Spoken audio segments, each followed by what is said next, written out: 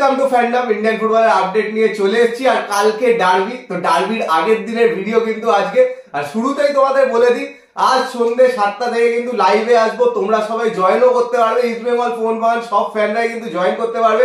আগে যেমন ডিসকাশন করতাম ডার্বির আগের দিন কি মনে হচ্ছে, কতটা পজিটিভ, কোন কোন প্লেয়ার নামতে পারে, স্টার্টিং 11 কি হতে পারে, সব নিয়ে কিন্তু ডিসকাশন হবে। 7টা থেকে 8টা অব্দি 1 ঘন্টা একটা লাইভ সেশন করবো। আর তোমরা কিন্তু সবাই জয়েন করতে পারবে। লিঙ্ক শেয়ার করে দেবো ইনস্টাগ্রাম, ফেসবুক সব জায়গাতেই, তোমরা কিন্তু জয়েন করে নিও। তো সকালেই কিন্তু অ্যানাউন্স করে দিলাম, অবশ্যই সবাই চলে এলো। সবার সাথে কিন্তু আলোচনা হবে কালকে ডার্বি নিয়ে, আর ডার্বির সেই এক্সাইটমেন্টটাও বিল্ড আপ হবে। আর এই ভিডিওতে প্রচুর বক্তব্য আছে, যা যা চলছে। ট্রান্সফার মার্কেট তো বন্ধ হয়ে গেছে, কিন্তু এখনো কিন্তু দেখছো ইস্ট বেঙ্গলে যেটা বলেছিলাম সাইনিং কিন্তু হয়ে গেছে। তো দুই যে নতুন বিদেশি এলো তাদের স্ট্যাটস গুলো বলে দেবো, কে কোথায় কি খেলেছে, কারণ আগের দিন বলিনি, একজনের অপেক্ষা করছিলাম। আর জনি কাউকেও কিন্তু ইন্ডিয়াতে চলে এসেছে, কবে থেকে খেলতে পারে, যা যা বক্তব্য আছে সবই বলবো। কিন্তু সবার আগে যে কথাটা, এখনো যারা সাবস্ক্রাইব করেনি অবশ্যই করে দিও। আর বেল আইকনটা টিং টং করে অপশনটা প্রেস করে দিও রেগুলার নোটিফিকেশন পাওয়ার জন্য। আমাদের ফেসবুক আর ইনস্টাগ্রাম পেজটাও ফলো করে দাও, ডেসক্রিপশনে লিংক দেওয়া আছে। তো পুজোর থেকে প্রথমেই শুনে নাও। তো প্রথমে অন্য কিছু আপডেট দিয়ে নি। তো তার মধ্যে বলি, আজকে থেকে আন্ডার 19 সাব চ্যাম্পিয়নশিপ শুরু হচ্ছে। তো আজকে ইন্ডিয়া ভার্সেস ভুটানের খেলা রয়েছে দুপুর 2:30টা থেকে, মানে আন্ডার 19 ওমেন্স টিমের। আর এটা দেখা হচ্ছে স্পোর্টস ওয়ার্কস ইউটিউব চ্যানেলে। এর সাথে বলে দিই, দুটো টুর্নামেন্টের আপডেট রয়েছে। সেই দুটো টুর্নামেন্টের সম্পর্কে বলে দিই। একটা হচ্ছে শ্রীনগর ঐক্য সম্মিলনী নকআউট টুর্নামেন্ট। স্ক্রিনে ডিটেলসটা দেখে নাও, যারা যারা পার্টিসিপেট করতে চাও অবশ্যই যোগাযোগ করতে পারো। ওখানে কিন্তু বিদেশিও অ্যালাউ আছে একটা করে। আর একটা টুর্নামেন্টের আপডেট বলে দিই, সেটা হচ্ছে সূর্যনগর মাঠ, মানে শিলিগুড়িতে হবে ওখানকার সূর্যনগর গোল্ড কাপ বলে। তো ওটাতে যারা পার্টিসিপেট করতে চাও অবশ্যই যোগাযোগ করে নিও, স্ক্রিনের ডিটেলসটা দেখে নাও। এর সাথে আরো একটা আপডেট দিই, সেটা হচ্ছে ঘোলাতে একটা আন্ডার 13 টুর্নামেন্ট হয়েছিল, যেটা হচ্ছে মনীন্দ্রনাথ বন্দ্যোপাধ্যায় স্মৃতি চ্যালেঞ্জ কাপ। তো সেখানে কিন্তু ঘোলা অ্যাসোসিয়েশন ফাইনালে চ্যাম্পিয়ন হয়েছে। ফুল টাইমে 3-3 স্কোর ছিল, টাইব্রেকারে 3-2-তে চ্যাম্পিয়ন হয়েছে।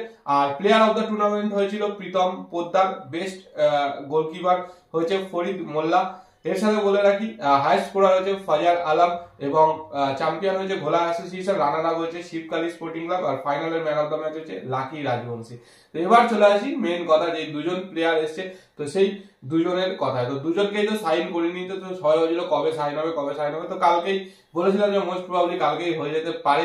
তো কালকেই কিন্তু অফিসিয়ালি সাইন করে, মানে অফিসিয়ালি অ্যানাউন্সমেন্ট করে দিয়েছে। প্রথমে তোর চলে যাওয়াটা, তারপরে কিন্তু অফিসিয়াল। তো দুজনেই কিন্তু যথেষ্ট ভালো কোয়ালিটির প্লেয়ার। মানে একজন তো জানো, মানে অসাধারণ ভিক্টর রড্রিগেজ। আর এই ব্রাউন যাকে এনেছে, ফেলিসিও ব্রাউন, এ কিন্তু যথেষ্ট ভালো, কারণ চাইনিজ সুপার লিগ থেকে আসে।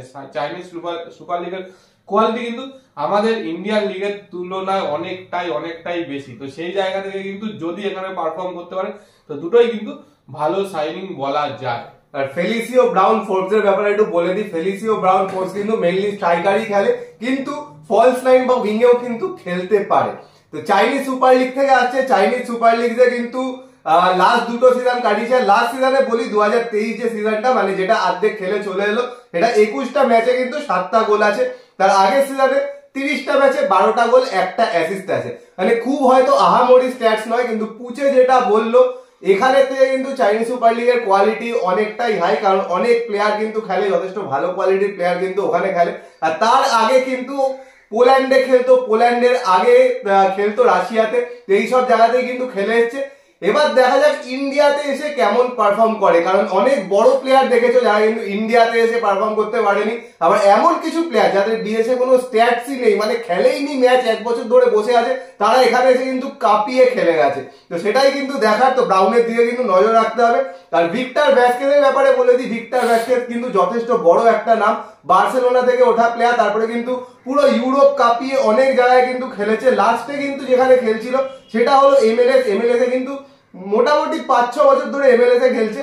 2017-তে 10টা গোল 11টা অ্যাসিস্টও করেছিল। আর ভিক্টর ভ্যাসকেজের ব্যাপারে বলছি, ভিক্টর ভ্যাসকেজ কিন্তু ডিফেন্সিভ মিডফিল্ড, অ্যাটাকিং মিডফিল্ড দুটো পজিশনেই খেলতে পারে। ইউরোপে প্রচুর দিন কিন্তু খেলেছে, অনেক জায়গাতে কিন্তু খেলেছে, যেমন পর্তুগালেও খেলেছে, এমনকি মেক্সিকোতে গিয়েও খেলেছে, প্রচুর জায়গায় খেলেছে। বিশাল এক্সপিরিয়েন্স, 37 বছর বয়সী, মানে বিশাল এক্সপিরিয়েন্স নিয়ে আসছে, অনেকটাই বয়স্ক।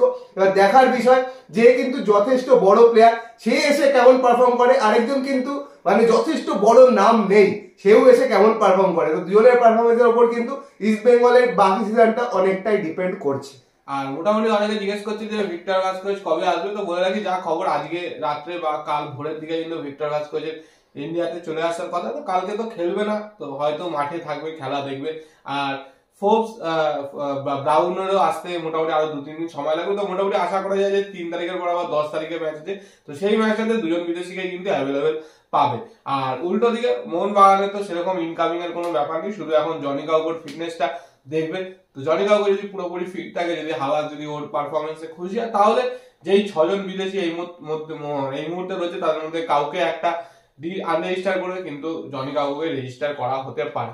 বা ডোমেস্টিক সাইনিং এই মুহূর্তে কিছু নেই, কারণ কালকেই বলেছি যে 3 জন ডিফেন্ডারকে কিন্তু অলরেডি রিজার্ভ স্কোয়াড থেকে কিন্তু প্রমোট করেছে আইএসএল এ। আর সেরকমই কিন্তু ইস্ট বেঙ্গল সায়ন ব্যানার্জিকে কিন্তু রেজিস্টার করেছে, তার সঙ্গে কিন্তু অতুল উন্নিকৃষ্ণন এবং তুহিন দাস এই দুজনকে কিন্তু আনরেজিস্টার করেছে, কারণ দুজনের কিন্তু ইনজুরি আছে, সিজন লং আউট।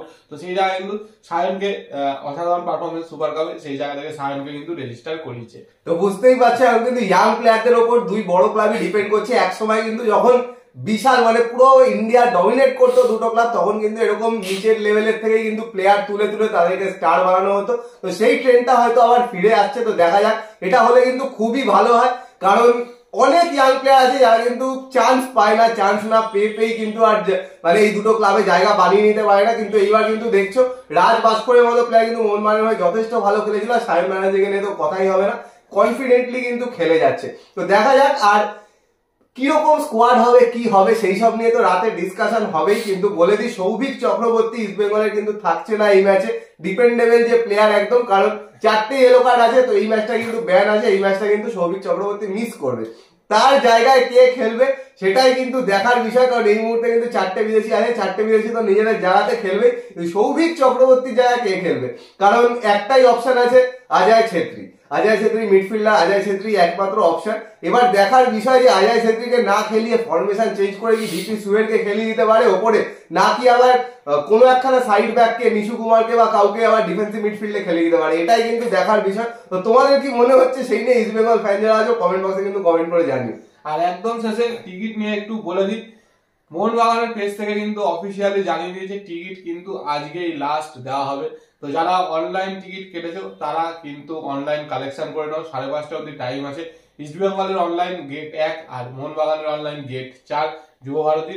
আর অফলাইন টিকিট ইস্ট বেঙ্গল ক্লাবেরটা ইস্ট বেঙ্গল ক্লাব থেকে, মোহনবাগানেরটা মোহনবাগান ক্লাব থেকে 10:30 থেকে 5:30 অব্দি টাইম। তো আজকেই কিন্তু কালেক্ট করে নাও, অনলাইনে প্রচুর টিকিট অ্যাভেলেবেল আছে, বুক করো, গিয়ে কালেক্ট করে নাও, কারণ স্টেডিয়াম পুরো ফাঁকা। আমরা গেছিলাম, লোকজন পাইনি বলে চলে এসেছি। তো আবার ক্লিয়ার বলে দিই, অনলাইন টিকিট যারা যাবে তারা কিন্তু স্টেডিয়ামে যাবে, তারা ক্লাবে চলে যাও না। আর অফলাইন টিকিট যারা চাইছো তারা ক্লাবে যেও, স্টেডিয়ামে চলে যাও না। প্রচুর লোকে কনফিউজ হয়ে যাও, তো আবার কিন্তু লাস্টে ক্লিয়ার করে দিলাম। যেটা বললাম 7টার সময় কিন্তু লাইভ আসছি, তোমরা সবাই জয়েন করতে পারবে, অবশ্যই আসো, জয়েন করো, ডিসকাশন হবে কালকে ডার্বি দিয়ে। কালকে ডার্বির এক্সাইটমেন্টটা আবার বাড়াতে হবে, কারণ প্রচুর টিকিট কিন্তু ফাঁকা। এবার টিকিটের দাম বাড়িয়ে দিয়েছে বলে নাকি লোক আসেনি, কি অবস্থা হবে, মানে ডার্বিতেও লোক হচ্ছে না। তো যাই হোক, যা যা বক্তব্য ছিল পুরো বলে দিলাম। তোমাদের কি বক্তব্য এবার কমেন্ট বক্সে কমেন্ট করে জানাও। আর ভিডিওটা পছন্দ হলে লাইক করে দিও, শেয়ার করে দিও, চ্যানেলটা অবশ্যই সাবস্ক্রাইব করে দিও, বেল আইকনটা টিং টং করে দাও নোটিফিকেশন পাওয়ার জন্য। তো চলো এখনের জন্য টাটা।